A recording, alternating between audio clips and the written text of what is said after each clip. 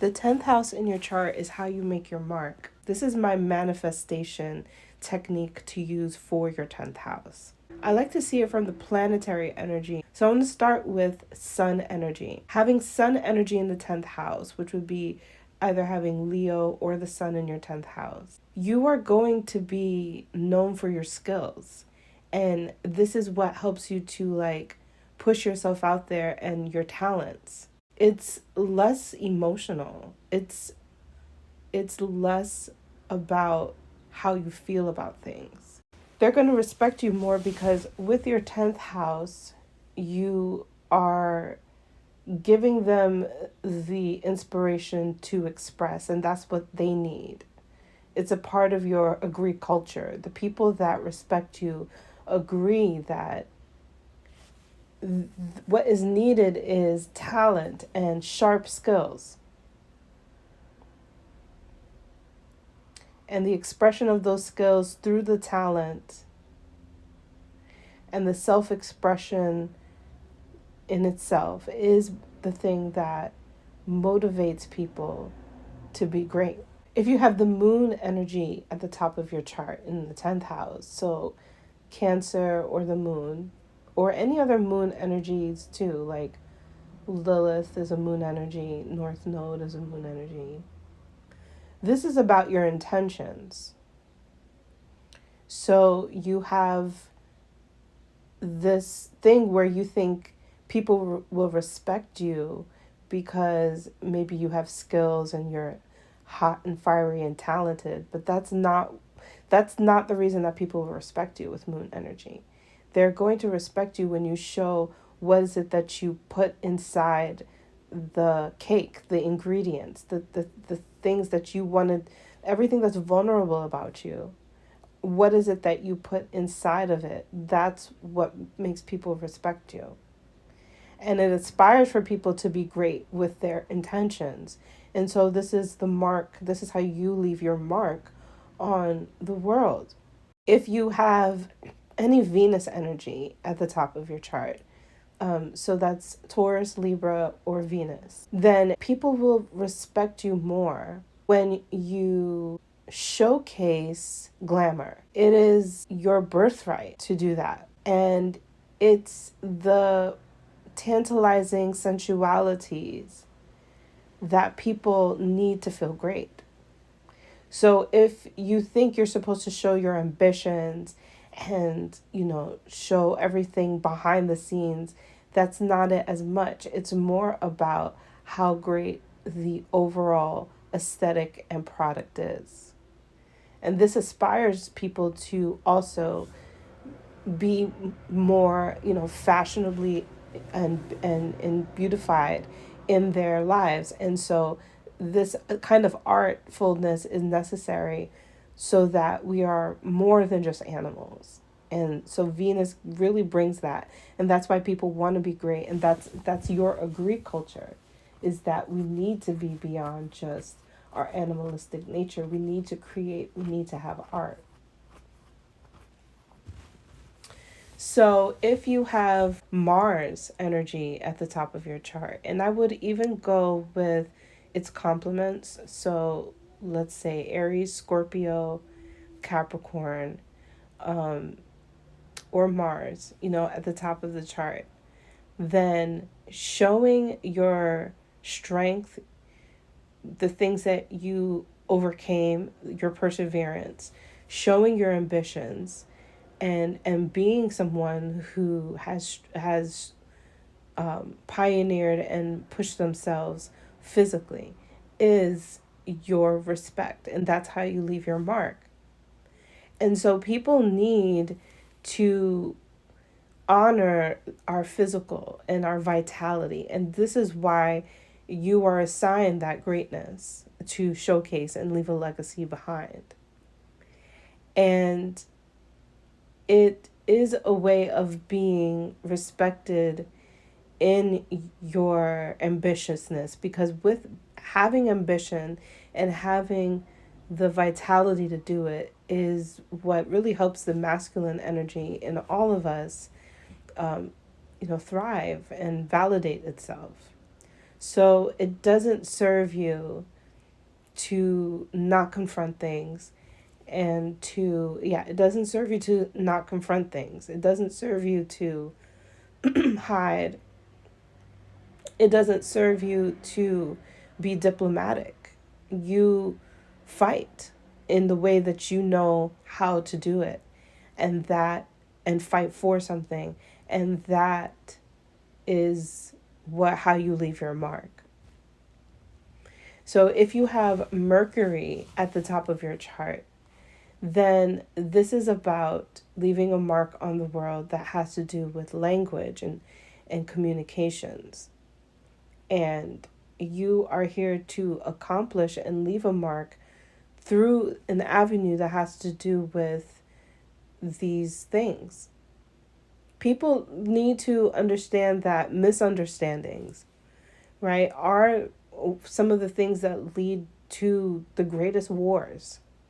They have to recognize that without our ability to have something tangible to communicate with, and to have something where people can understand concepts, right, makes us beyond also our animalistic nature.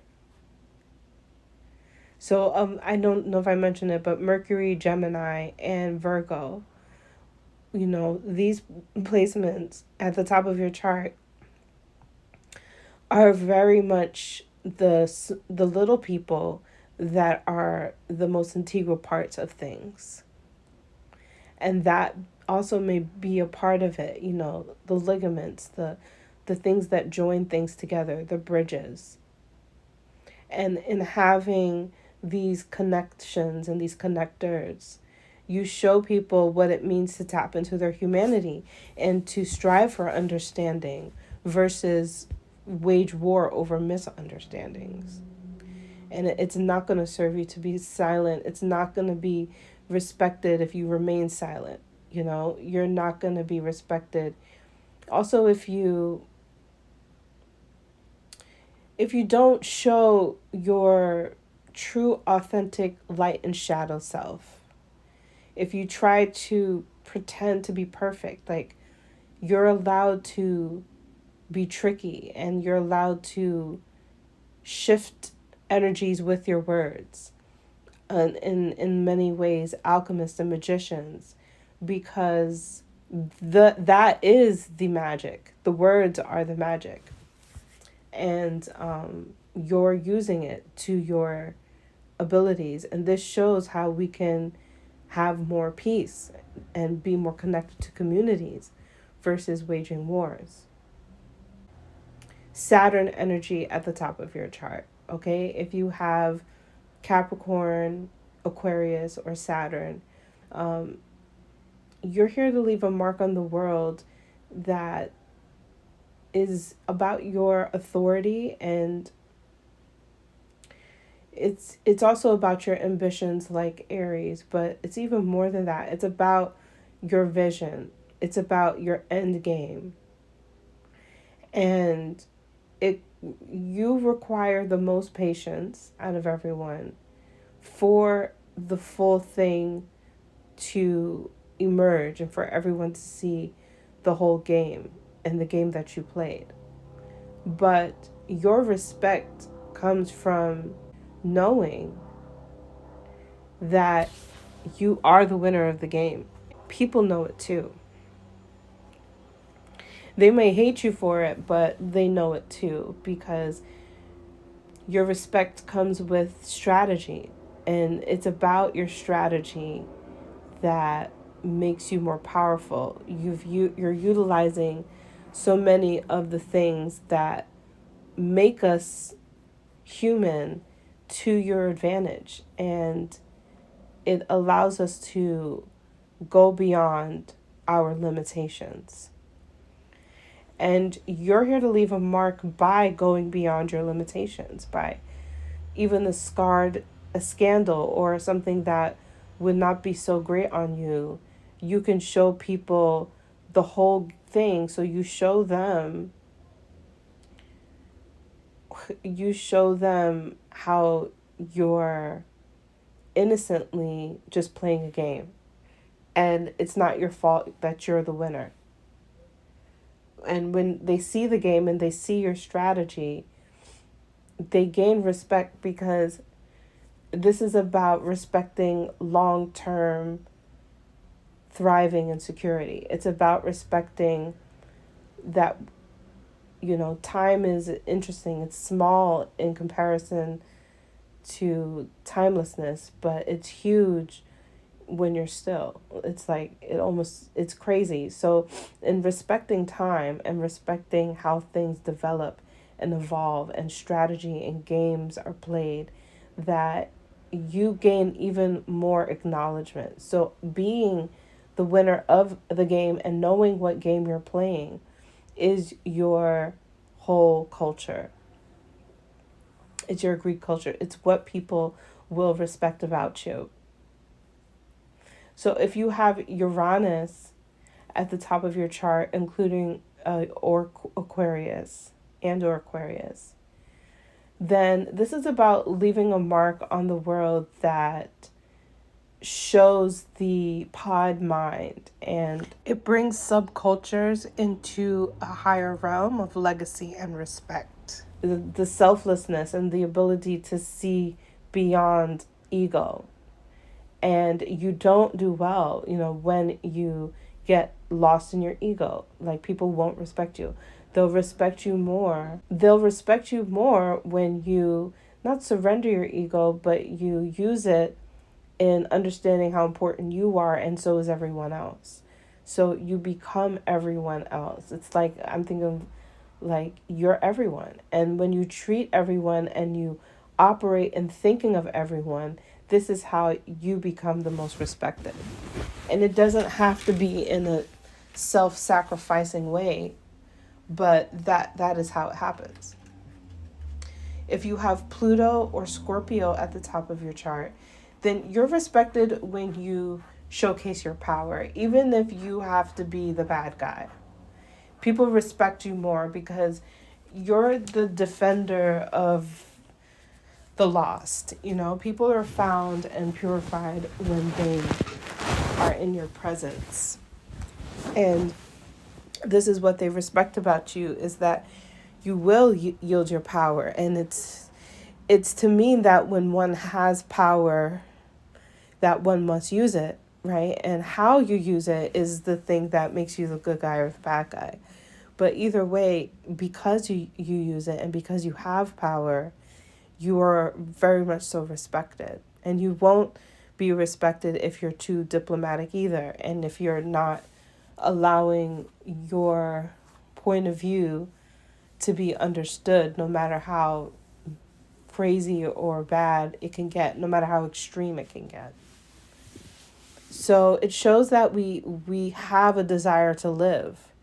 And it's the thing that people will agree with you with, that they will respect. And that's why we love bad guys sometimes, because, we get bored. And when we get bored, we can lose the appreciation of life. And when you have a bad guy, something to challenge you, it helps you to see why life is so precious and why we fight for it.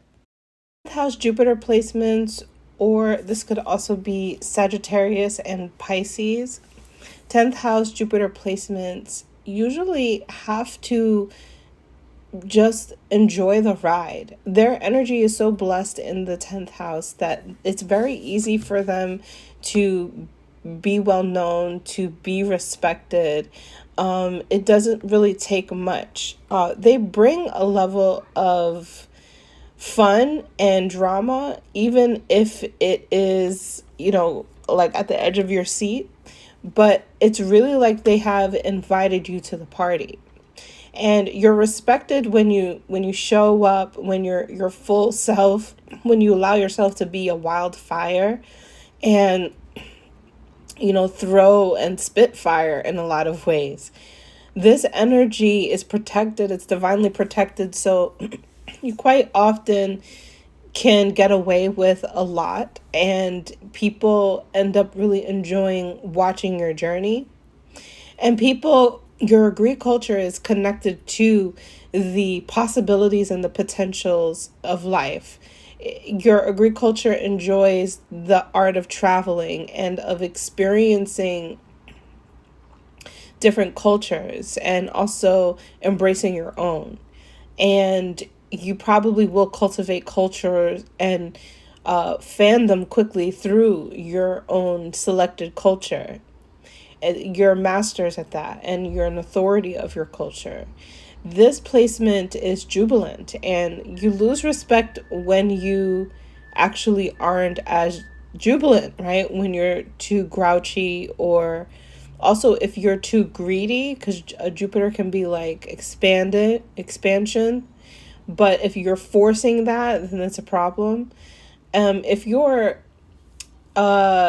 what's the word, skeptical, and if you're suspicious, this also creates a lot of doubt. So your respect is cultivated when you keep your eye on the prize, when you stay wild, when you stay untamed, versus trying to tame other people and things like that. With Neptune or Pisces in the 10th house, this is a space where ambition goes to rest or to erode. And it might seem like ambition is something that we're supposed to have, but when we experience it in the 10th house, there's this level of surrendering and even maybe suffering that happens that actually cultivates the respect that you're looking for. So you're very good leaders, but you're doing it in a way in which your authority is not put on a pedestal. Your authority is tranquilized. It has no sense of dominance at all. And it can feel very sacrificial, but it's very much so based off of the concepts of spirit and how one truly can help other people. So because you're not as selfish, right, you become this selfless entity. And it is usually by a sense of having to let go of something that you are trying to dominate, you are trying to control. It is when you let go of that control, people start to see past the fog, and they start to deeply respect you because they realize who are the real manipulators, who is the real abusive dominant. So in a lot of ways, you can also be an expose, in a metaphorical term, in a literal term. And this actually, people like really, really enjoy you. They really love you because of that. The more that you are private, it seems like the more that people know who you are. So they are able to project themselves onto you. When you start to talk a lot and show up and be this this more vocal person with ideas and opinions, people will lose their sense of humanity in you. They'll see you more as a mess. And sometimes that can actually work in your favor, but in a lot of ways, you're not always able to get your point across, because your point is irrelevant, right, through your voice and through the things that you have to say or your opinions. Your point is relevant when people can project onto you. So this space is one of the master magicians, manipulators, and they are also very glamorized. Like there can be an extreme adoration that doesn't really even make sense why for some, and then for many it's like, well, of course, like this person is everything that we need, and if you put them in a position where they weren't supposed to be, they'll still kind of like chameleon themselves to whatever it is that they can do to help service others and bring them to a higher state of being, a higher dimension. So it's about like humanizing them through not having them as vocal. So the more that people can project onto you, the more that they respect you. And it seems like it can almost seem like something has been robbed of you, but in a lot of ways, you're definitely here to practice self-discipline, in order not to self-sabotage.